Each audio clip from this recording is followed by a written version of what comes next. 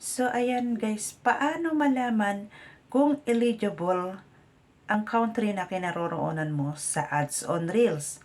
So, paano nga ba ito malaman? So, tara, ituturo ko sa'yo. Panoorin mo tong video na to para malaman mo kung eligible country ang kinaroroonan mo sa ads on Reels. So, tara. So, ayan guys, punta tayo ng Facebook. Right side ng profile, professional dashboard. Ayan, namumula ang ating dashboard. So, scroll up lang natin. Dito tayo sa creator support. And then monetization.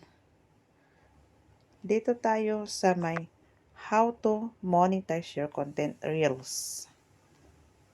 And then, dito tayo sa ads on reels. Check if you're eligible for ads on Facebook reels. So, scroll up lang natin. So, dito natin makikita kung eligible country ang ating kinaroroonan sa ads on Reels. So, yan po. Scroll up nyo lang po yan.